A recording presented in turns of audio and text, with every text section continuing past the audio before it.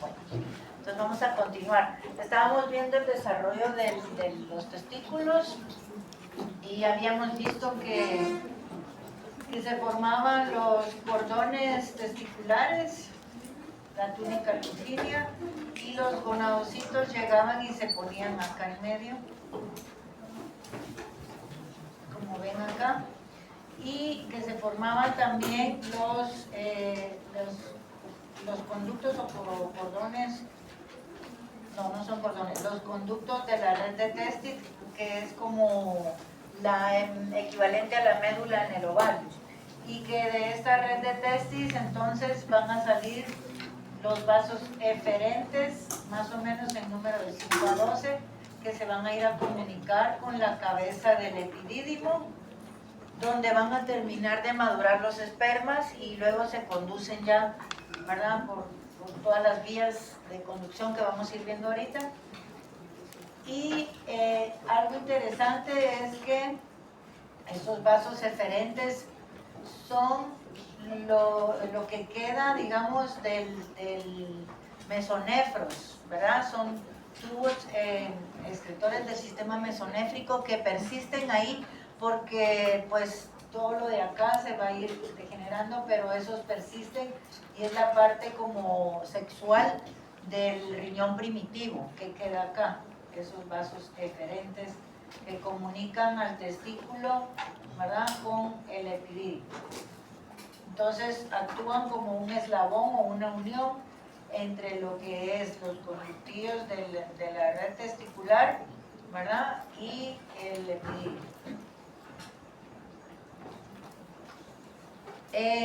Los cordones testiculares durante la vida fetal, ya lo vimos, ¿verdad?, en el laboratorio, van a tener dos tipos de células que serían los gonadocitos, que en este caso ya van a ser espermatogonias, ¿verdad?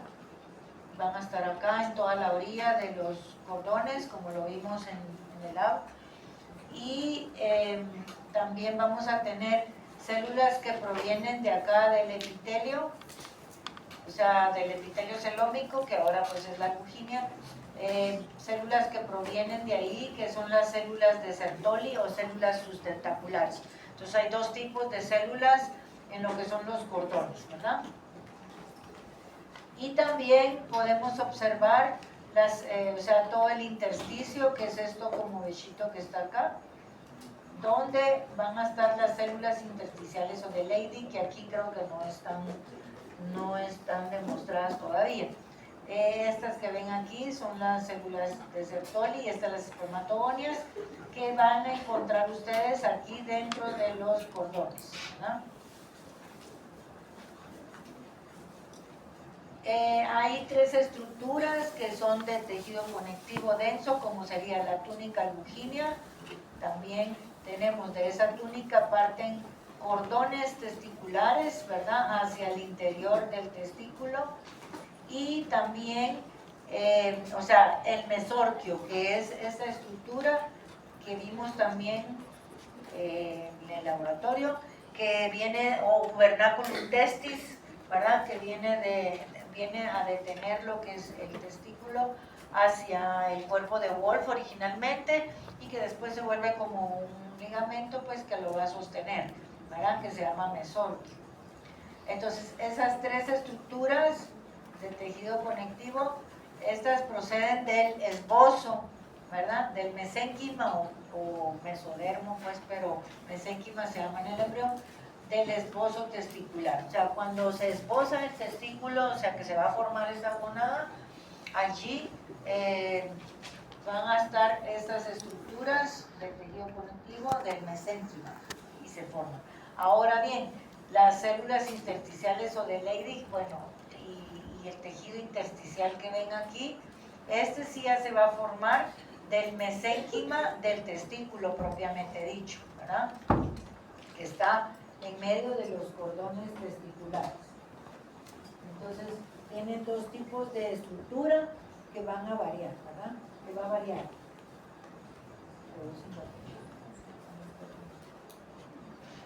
Bueno, a ver qué dice. Ah, bueno, aquí sí está hablando un poquito de las células de Leydig, que ya las vimos también. Son células bastante grandes, con citoplasma acidófilo, núcleo basófilo, y tienen formas diversas, ¿verdad? Y se encuentran abundantemente en lo que es el intersticio, o sea, en medio de los cordones, entre cordón y cordón.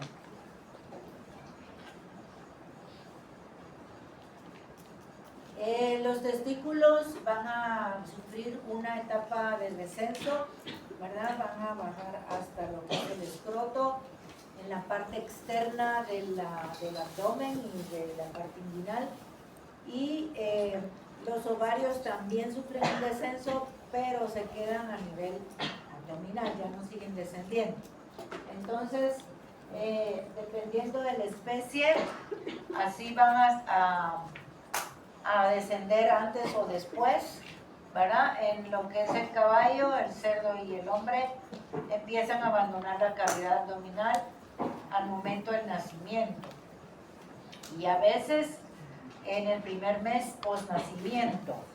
Sin embargo, algunos caballos todavía se puede esperar un poco más tiempo porque todavía bajan, ¿verdad? Descienden. Eso es como raro, pero sí, así pasa. Y se habla a veces de caballos que están chiclanes, en el campo, cuando solo tienen un testículo y que no ha bajado el otro, ¿verdad? Por ejemplo. Como a los 2 años, ¿no? Sí, a veces pasa eso, pero no es lo normal. Lo normal fuera que bajaran desde el nacimiento o al mes o más. Eso sí los castran. Así los castran.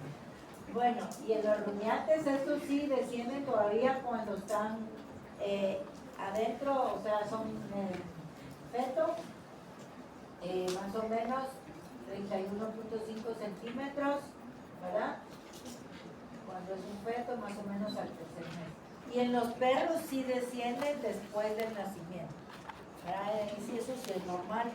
Sin embargo, después de un tiempo, pues si no han bajado, sí es que hay problemas.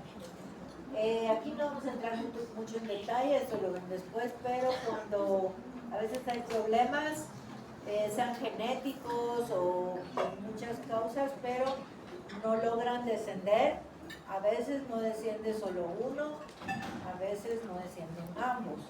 Entonces a esto se le llama criptorquidia, y por eso puede ser uni o bilateral, y también pueden ser que se queden a nivel del abdomen o a nivel inguinal, ¿verdad? Entonces depende, van bajando y puede ser que se queden en el abdomen o en la región inguinal. Al momento de ayudarlos a operar, pues sería más fácil si están en la parte inguinal. Esto no quiere decir que no sean, o sea, si solo tienen un testículo siempre van a ser fértiles, ¿verdad? Y hay que tener cuidado porque siempre van a preñar a las hembras. Y como les digo, casi siempre es un factor genético, entonces si no queremos que nos sigan naciendo así, pues mejor no lo usamos para reproducción. Ahora, si son ambos testículos, también ojo, porque estos animales siempre van a tener las células de Leydig, ¿verdad? O intersticiales, y pues van a producir testosterona y por lo tanto van a tener líbido, ¿verdad? Lo único que como los testículos están adentro de la cavidad abdominal o inguinal, entonces van a sufrir muerte espermática, o sea, ahí no nacen porque para que se lleve a cabo la espermatogénesis debe haber una temperatura menor que la del cuerpo, ¿verdad?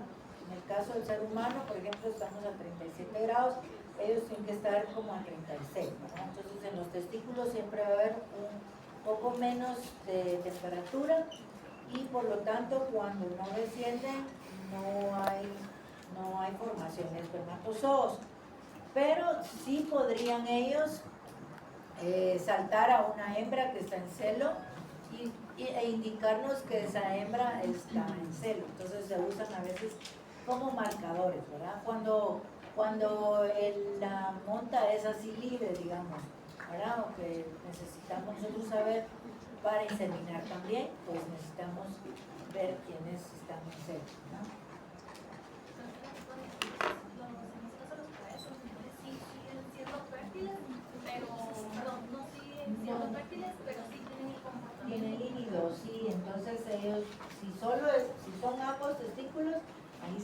fértil. Si uno sí desciende, sí es fértil, pero obviamente va a tener menos capacidad de fertilidad, ¿no? Que va a ser solo uno el que está trabajando. Pues aquí hago un paréntesis porque alguien me preguntó, ¿sí? Disculpe, digamos que algún animal no desciende en sus testículos, entonces hay como algún periodo en el que después de ese, aunque se opere y bajen, ya no sea funcional. Sí, porque se pueden llegar a atrofiar. O sea, si se espera mucho, no. Generalmente se trata cuando no han llegado a la pubertad, ¿verdad? Usted se da cuenta cuando todavía son prepúberes. Entonces, de operarse tiene que ser ahí, para que cuando lleguen a la pubertad ya se empiezan a formar los espermatozoos, ahí sí. Pero si es mucho después, ya no. Aquí hago un paréntesis, alguien me decía ayer, creo que por ahí lo había visto, pero ya se me perdió en que el doctor Llerena les había indicado que en las vacas no hay glándulas sexuales accesorias menores, ¿verdad? Entonces yo me puse a ver porque en mi literatura, no sé, me acuerdo dónde la saqué, dice que sí. Lo busqué en Google y dice que sí, pero lo busqué en un libro de anatomía que tengo yo de Alemania y ahí no lo menciona. Entonces, cáchenlo y disculpen, no lo vamos a poner. Ahí está, usted fue, ¿va? Y vamos a quedarnos con que solo hay mayores, ¿sí? Por favor, en las vacas, para que no quede eso así en el aire de que nos contradecimos uno con otro. Entonces, por favor, arreglen eso. Yo lo voy a agregar aquí también. Bueno, el conducto mesonéfrico, entonces, bueno, aquí ya terminamos con los testículos y vamos a ver los conductos. El conducto mesonéfrico de Wolf sería más o menos a la séptima semana del desarrollo. Su segmento craneal es muy tortuoso porque crece muy rápido. Tortuoso es que hace todos sus movimientos, es muy rápido el crecimiento y va a ser lo que es el conducto lepidídeo. Pero el que está en la región caudal o cola, ese va a permanecer extendido, o sea, más recto, y este es el que va a formar el conducto deferente, fíjense, una D, deferente. Y también este conducto, ya lo vamos a ver en otras imágenes, este conducto de Wolf va a formar lo que es la vesícula seminal y el conducto eyaculador. Entonces, del conducto de Wolf o mesonéfrico se forman 4 estructuras, bueno, 3, pero digamos, bueno, 4. El epidídimo, el conducto deferente, la vesícula seminal y el conducto eyaculador. ¿Sí? 4 estructuras se forman del conducto mesonéfrico. Aquí tenemos conductos mesonéfrico y paramesonéfrico, esto ya se los había enseñado antes. Para el paramesonéfrico, que sería pero el mesonéfrico es este. Este es a las 7 semanas y aquí estamos a las 9 semanas y pueden continuar el conducto mesonéfrico. Recuerden que este conducto mesonéfrico también sirve para formar parte de lo que es el aparato urinario. Aquí lo tienen en otro esquema que les enseñé al principio. Este sería el mesonéfrico y este es el paramesonéfrico. Y entonces, como los testículos, ya les he mencionado, forman andrógenos, ¿verdad? En sus células de Leydig, esa hormona estimula los conductos mesonéfricos o de Wolf. Y a la vez hace que los paramesonéfricos empiecen a degenerar, ¿verdad? Ya no se empiezan a seguir desarrollando, sino que se van a ir degenerando, ¿verdad? Y en las células de Sertoli, además de eso que se produce la testosterona o andrógenos, allí se produce una sustancia que se llama sustancia inhibidora mülleriana. ¿Eso qué quiere decir? que va a inhibir al conducto de Müller, ¿sí? O paramesonefro. Entonces lo inhibe y ya no se va a desarrollar, ¿verdad? Aquí tenemos otra imagen donde pueden ver el mesonefros, sería la segunda etapa del desarrollo del riñón. Aquí tenemos el mesonefros y este es el conducto, ¿verdad? Que va a quedar bonito. Y acá, conforme el mesonefros, que es la segunda etapa, va degenerando. Esto es lo que ya les había mencionado, algunos túbulos mesonéfricos que están cerca del testículo, el testículo está más o menos a este nivel.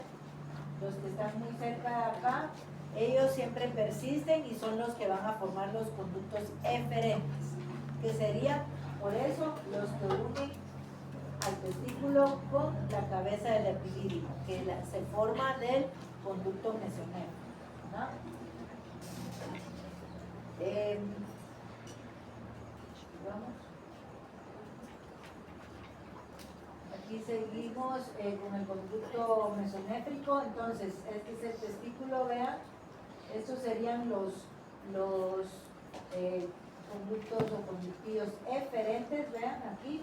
Están uniendo a lo que es el testículo con la cabeza del epidídimo, ¿verdad? O sea que estos son remanentes del mesonefros y son la porción sexual, por así decirlo, del riñón, porque ahí se queda, ¿verdad? Se va a quedar ahí. Y estos comunican con la cabeza del epidídimo, que es la primera porción que se deriva del conducto mesonéfrico. Veamos aquí. Del conducto mesonéfrico, entonces, se va a formar el epidídimo, que es toda esta estructura, con su cabeza, cuerpo y cola, ¿verdad? Epidídimo. Luego se forma el conducto deferente, que es todo esto, conducto deferente, que se caracteriza porque es bastante recto si lo compara con este que está tortuoso y tiene una capa gruesa de músculo liso, ¿verdad? El conducto deferente. Luego se origina el conducto deferente, sufre en su porción terminal una evaginación y forma la vesícula seminal, ¿sí? Y entre la vesícula seminal y la uretra se forma el conducto eyaculador. Esas son las 4 estructuras que se van a formar del conducto mesonéfrico. ¿Estamos? ¿Sí? Yo creo que eso es lo que dice ahí todo. Sí, bueno. Entonces aquí en rojo pueden ver el recorrido, ¿verdad? Aquí tienen el epidídimo, conducto deferente, vesícula seminal y conducto eyaculador.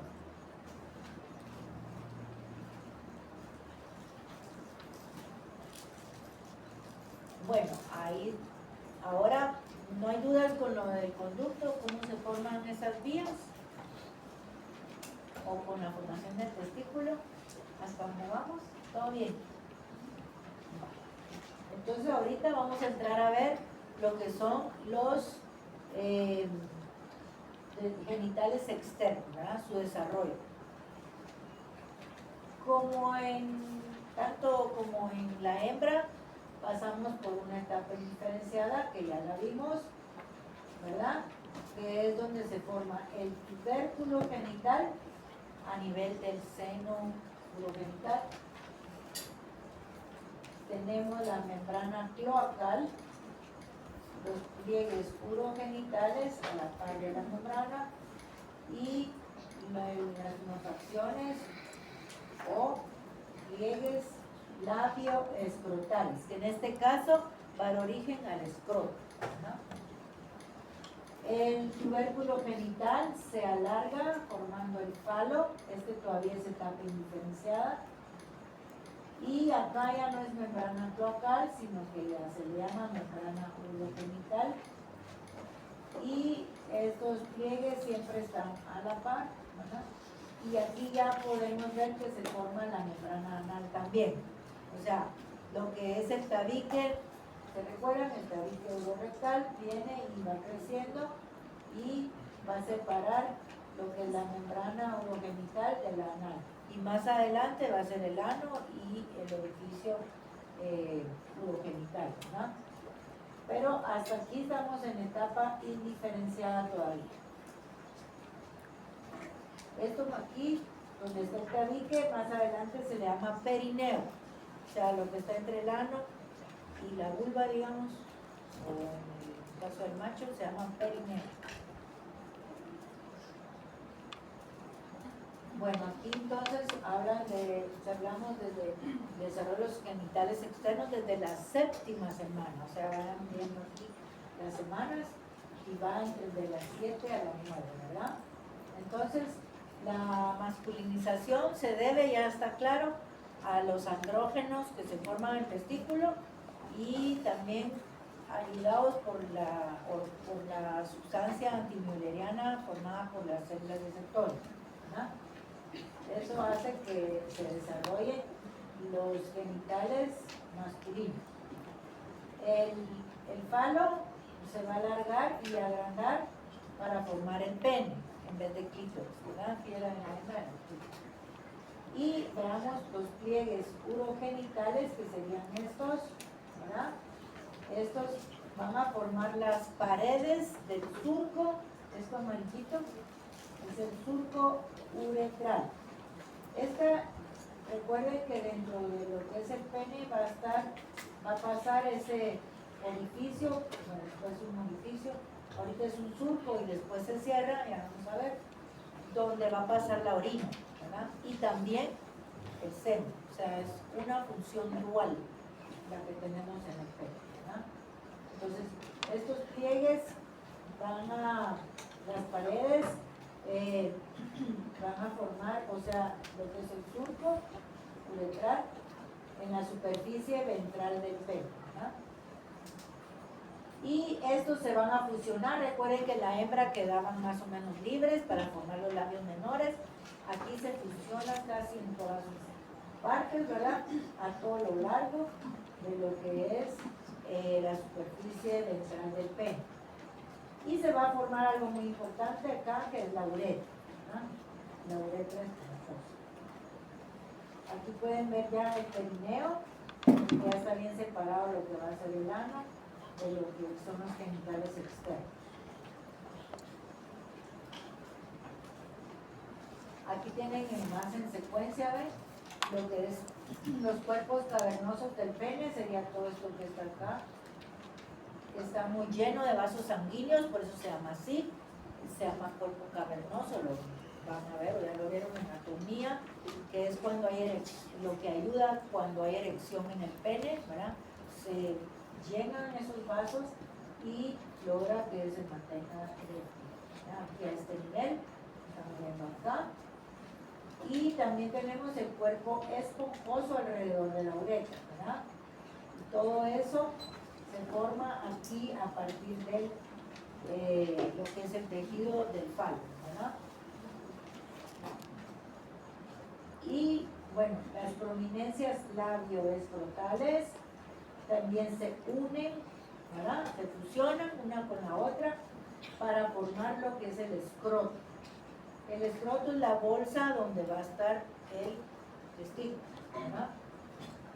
Y va a quedar una línea de fusión, ¿verdad?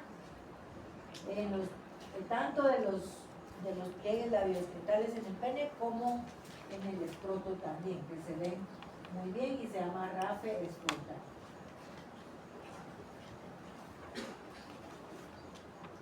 Ya en la semana número 12 se va a sufrir acá a nivel de lo que es el pene una invaginación, ¿verdad? Del ectodermo, o sea, de la piel en la periferia de lo que es el glande, ¿verdad? El pene. Y esto va a ser para formar lo que es el prepucio, ¿verdad? Así que recuerden que el pene tiene también como una capucha que está hecha de piel y esta se puede invaginar y aquí es más o menos a la semana 12 que se está formando, ¿verdad? Y tenemos también los testículos dentro de una bolsa. Entonces están bien protegidos los genitales externos del macho, ¿verdad? Y de la hembra también.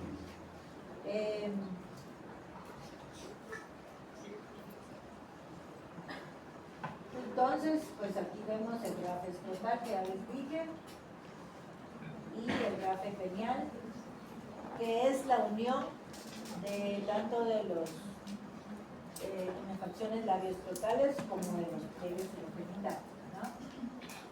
También se observa el cuerpo cavernoso, aquí sí ya está cerrado, ¿verdad?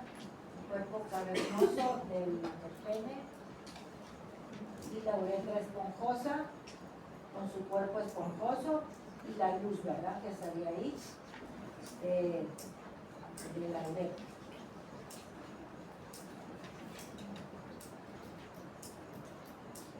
No sé si tienen dudas hasta aquí. ¿No? Vamos bien. Va. Entonces vamos a ver, en el macho también hay glándulas sexuales anexas, ¿verdad? Una de ellas, ya la vimos cómo se formó, es la vesícula seminal, que esta proviene de la parte caudal del conducto deferente, ¿verdad? Que es, originalmente era el conducto mesonéfrico, ¿sí? También tenemos el conducto eyaculador, que sería también del conducto mesonéfrico, que proviene, y se va a ubicar entonces en donde termina la vesícula seminal, ¿verdad? Y la uretra, en medio de ellas.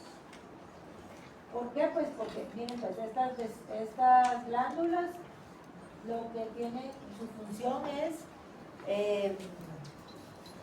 sacar líquidos, ¿verdad? Para dar volumen al espermatozoide que se formó en los espermas que se forman en los testículos.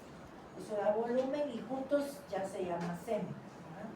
Que es lo que uno va a estudiar, ¿verdad? En un examen de semen, mira uno muchas cosas que van a ver ustedes en el laboratorio clínico, pero al sacar una muestra, pues es de semen. Ahí van a ir los espermatozoides, pero también van a ir líquidos, ¿verdad? Que se forman de estas glándulas sexuales anexas. Entonces, como acá se forma ese líquido, va a pasar por acá, por el conducto eyaculador y va a salir por medio de la uretra, ¿sí? Aquí en la uretra, aquí sale lo que es orina y también, vean, va a salir todo lo que es el semen, ¿verdad? Bueno, entonces ese conducto eyaculador también proviene del conducto mesonéfrico.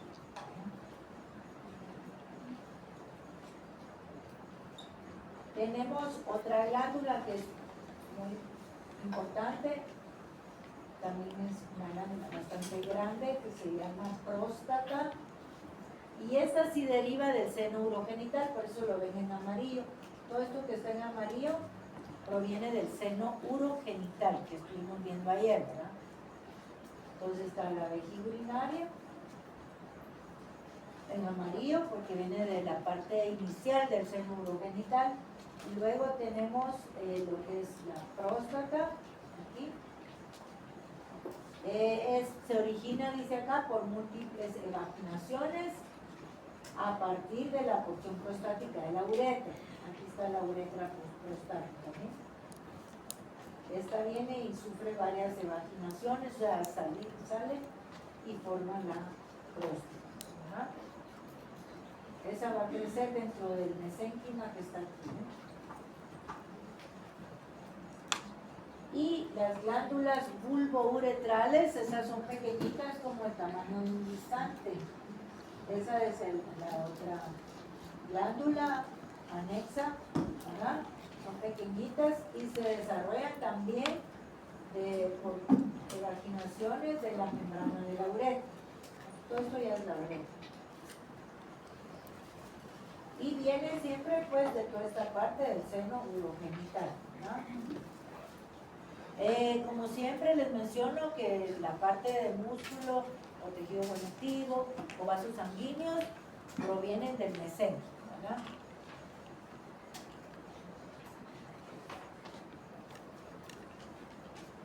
Perdón, aquí hay un error en este. Aquí es gubernáculo testis o testicular. Le faltó aquí testicular. Tiene ese error ahí. Porque solo gubernáculum es cuando es diagonal diferencial. Y tenemos esta tabla, la tienen ustedes en sus copias. Aquí es como para resumirles prácticamente todo lo que hemos estado viendo y para facilitarles, ¿verdad? Entonces, por ejemplo, tenemos la estructura embrionaria y qué va a derivar o qué se va a formar en el macho y qué se va a formar en la hembra, ¿verdad? Entonces aquí tenemos, por ejemplo, de la gónada indiferenciada se va a formar el testículo en el macho y el ovario en la hembra. De la corteza de la gónada indiferenciada se va a formar los túbulos seminíferos y los folículos ováricos. ¿Sí? Y de la médula de la gónada indiferenciada se forma la red testicular y la médula orredovárica. ¿Estamos? Así se va todo. Por ejemplo, el gubernáculum se forma el gubernáculum testis o mesorquio en el macho y en la hembra el ligamento ovárico o mesovárico y el ligamento redondo uterino. Y así nos vamos con todas las estructuras para que ustedes puedan ir estudiando más fácilmente, ¿verdad? Los túbulos mesonéfricos, o sea, del mesonefro, van a dar origen solo en el macho, ¿verdad? A los conductillos eferentes. Y en la hembra se forman estas dos estructuras que son remanentes, o sea, quedan vestigios. El conducto mesonéfrico o de Wolf da origen al epidídimo, ¿verdad? Al conducto deferente, conducto eyaculador y vesícula seminal. Pero recuerden lo que les he estado diciendo, a nivel renal también va a formar los uréteres, la pelvis, los cálices y túbulos colectores. O sea, todas las vías urinarias se originan del túbulo mesonéfrico o del Wolf, ¿sí? O sea, las vías de conducción del macho en aparato reproductor y las vías de conducción en lo renal se originan de el conducto mesonéfrico. En la hembra, obviamente, en lo renal también, ¿verdad? Pero de ahí todo lo demás son remanentes. El conducto paramesonéfrico, al revés, pues en el macho no se va a seguir desarrollando, ¿verdad? Esto es como un agregado nada más, pero no es que funcione. Y en cambio en la hembra sí, ¿verdad? Se forma todo lo que estamos viendo, la tuba uterina, el útero y la porción superior de la vagina y ligamento ancho del útero. Del seno urogenital, vean, aquí se forman varias cosas. Tanto en macho como en hembra se va a formar la vejiga urinaria y la uretra, ¿sí? Aquí dice excepto la fosa nanicular, esa es como una excepción porque en el hombre existe una estructura que se llama así, pero tal vez también en anatomía o no, porque es su tercer humano. Y se forma también, o sea, está el utrículo prostático, la próstata y las glándulas urológicas. Y en la hembra, pues igual la vejiga urinaria, la uretra, parte inferior de la vagina y las glándulas uretrales y parauretrales y vestibulares mayores. Y así nos vamos. Todo eso nos va a servir ya para estudiar el resumen. El tubérculo del seno va a formar el himen en la hembra y el folículo seminal en el macho. ¿Cuál es el colículo seminal del macho? ¿A dónde está? ¿O qué es?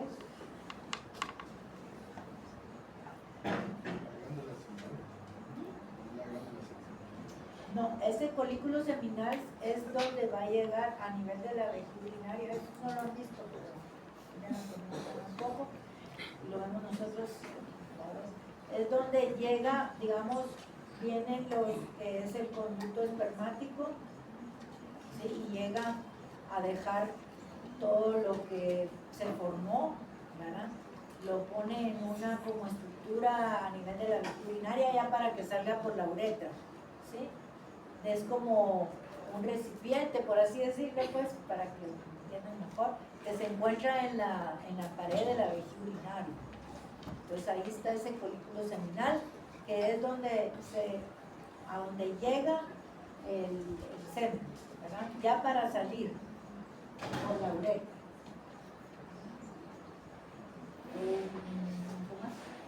Y el falo pues va a dar origen al pene, grande, cuerpo carnoso, cuerpo esponjoso, en el macho, y en la hembra, clítoris, glande, cuerpos carnosos y intestino.